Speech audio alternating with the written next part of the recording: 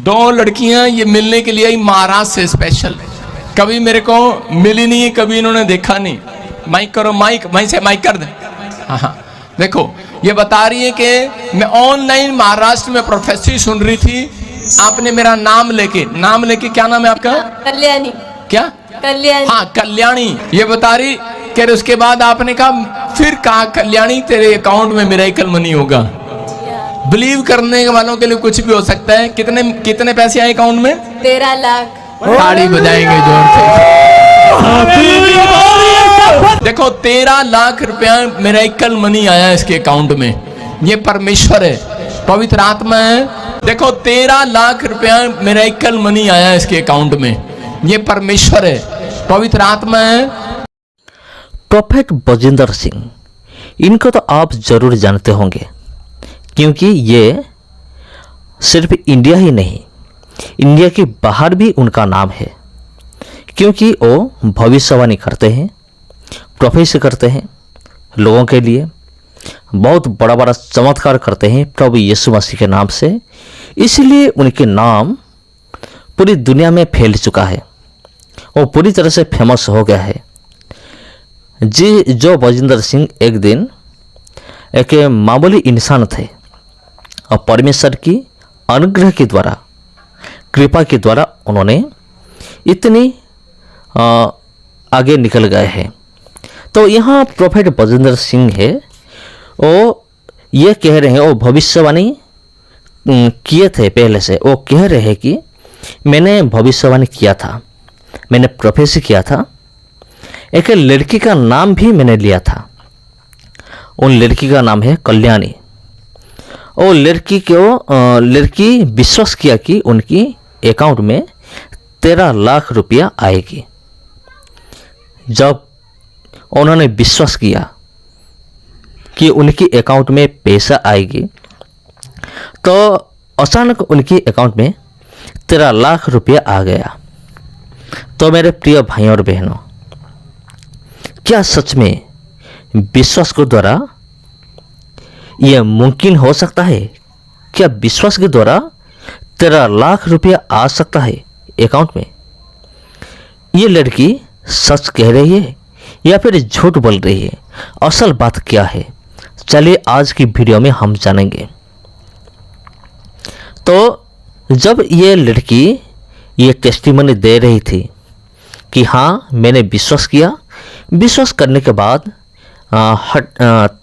अचानक मेरे अकाउंट में 13 लाख रुपया आ गई। ये सुनकर क्या हो रहा है, उधर जो लोग खड़े हुए हैं उन लोगों ने ताली बजा रहे हैं और परमेश्वर की महिमा करते हैं, ताली बजा रहे हैं। ओ ये तो बहुत बड़ा चमत्कार है। तो विश्वास में सब कुछ हो सकता है, ये तो सच है। ये आपको भी पता है, विश्वास में बहुत बड़ा बड़ा समस्या का समाधान हो सकता है और विश्वास के द्वारा सब कुछ हो सकता है। और इनके बारे में बाइबल में बहुत सारे वचन भी है, विश्वास के द्वारा बहुत सारे चीज़ हो सकता है। जो कि नामुमकिन है वो भी मुमकिन हो सकता है विश्वास के द्वारा, यह सच है। उधर ये लिखा गया है विश्वास में सब कुछ हो सकता है, लेकिन वचन में और भी कुछ लिखा गया है, उससे भी हमें ध्यान देना चाहिए। मेरे प्रिय भाइयों और बहनों, मिरेकल मनी के बारे में वचन में कुछ लिखा गया है। चलिए देखेंगे एक्चुअली वचन क्या कहता है। ये जो मिरेकल मनी, प्रार्थना के द्वारा पैसा आ जाना, इसके बारे में वचन क्या कहता है। हम किसी को भी जज नहीं करेंगे, क्योंकि विचार करने वाला सिर्फ परमेश्वर ही है। हमें सिर्फ वो बताना है जो एक्चुअली परमेश्वर की वचन में है। कुछ आयतों का हम देखेंगे। मत्ती की किताब 19 का 16 से लेकर 21 तक। यहाँ इसी प्रकार लिखा गया है, एक मनुष्य यीशु के पास आया और उससे कहा, हे गुरु, मैं कौन सा भला काम करूं कि अनंत जीवन पाऊं? 17। उसने उससे कहा, तू मुझसे भलाई के विषय में क्यों पूछता है? भला तो एक ही है, पर यदि तू जीवन में प्रवेश करना चाहता है तो आज्ञाओं को माना कर। 18 उसने उससे कहा, कौन सी आज्ञाएं? यीशु ने कहा, यह कि हत्या ना करना, व्यभिचार ना करना, चोरी ना करना, झूठी गवाही ना देना। 19 अपने पिता और अपनी माता का आदर करना और अपने पड़ोसी से अपने समान प्रेम रखना। 20 उस जवान ने उससे कहा, इन सब को तो मैंने माना है, अब मुझ में किस बात की घटी है? 21 यीशु ने उससे कहा, यदि तू सिद्ध होना चाहता है तो जा, अपना माल बेचकर कंगाल को दे और तुझे स्वर्ग में धन मिलेगा, और आकर मेरे पीछे हो ले।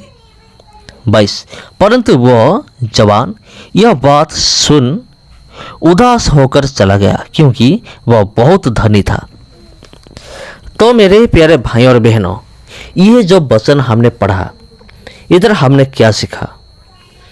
यहाँ एक आदमी आता है, एक बहुत अमीर आदमी आता है और फिर युवा आदमी, वो आकर प्रभु यीशु मसीह से पूछ रहा है कि अनंत जीवन पाने के लिए मुझे क्या करना पड़ेगा? वो ऐसा कि जीवन जो कि ना खत्म होने वाला जिंदगी। तो प्रभु यीशु मसीह ने उनसे कह रहे हैं, तू जाकर आज्ञाओं का पालन कर।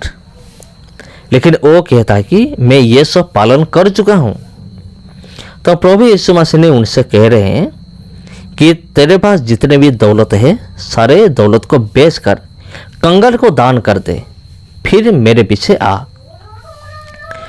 लेकिन ये जो प्रभु यीशु मसीह ने आज्ञा दिया, ये मानना उनके पक्ष में नहीं था।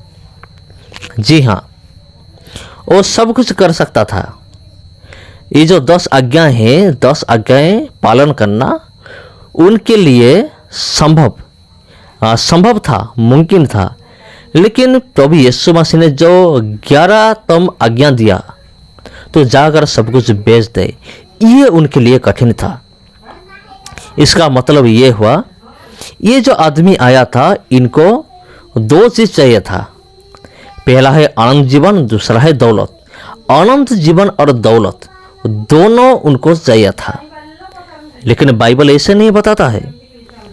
बाइबल कहता है कि तुम परमेश्वर और धन दोनों की सेवा नहीं कर सकते। इसीलिए प्रभु यीशु मसीह ने उनसे कहा। इससे हम क्या सीख रहे हैं? प्रभु यीशु मसीह के पीछे आने से कोई दौलत नहीं मिलता है, कोई पैसा नहीं मिलता है।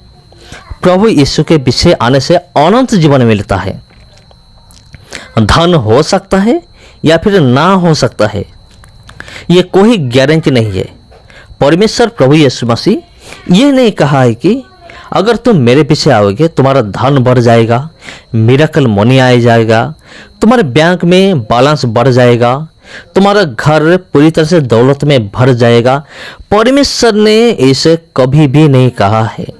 धन हो सकता है, नहीं भी हो सकता है, लेकिन एक चीज मिल सकता है, वो गारंटी प्रभु यीशु मसीह दे सकता है।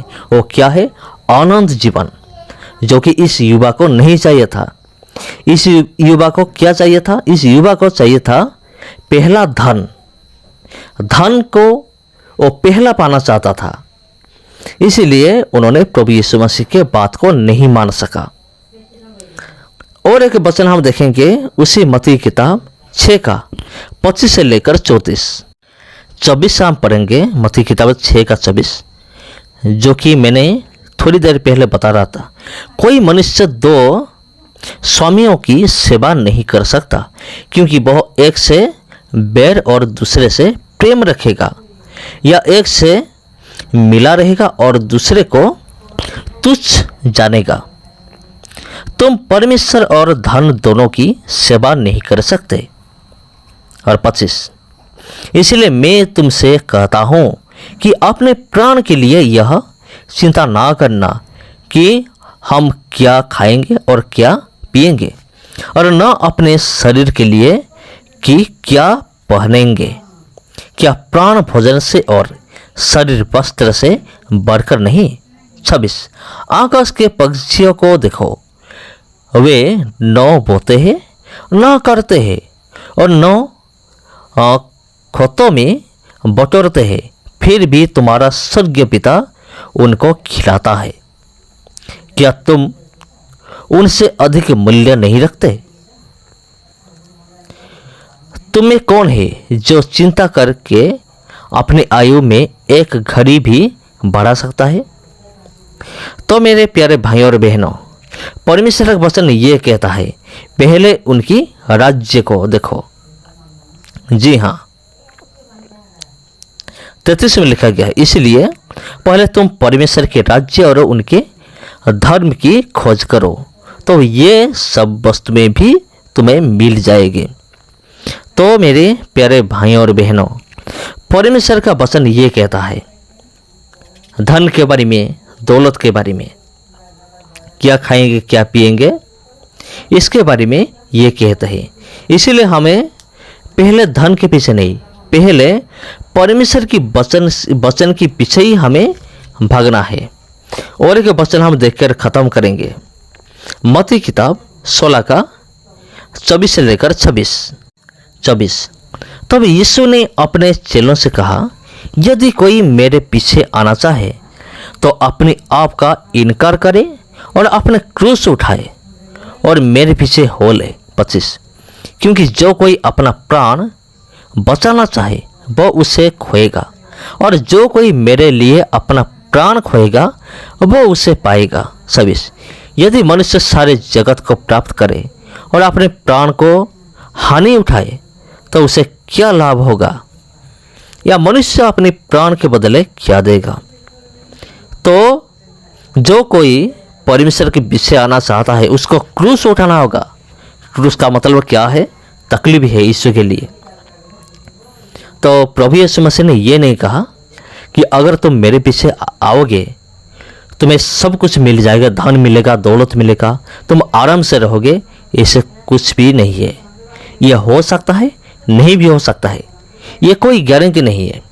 लेकिन अगर हम परमेश्वर के पीछे चलेंगे हमें आनंद जीवन मिलेगा और स्वर्ग में पुरस्कार भी मिलेगा, प्रभु यीशु मसीह की तरह मुकुट मिलेगा।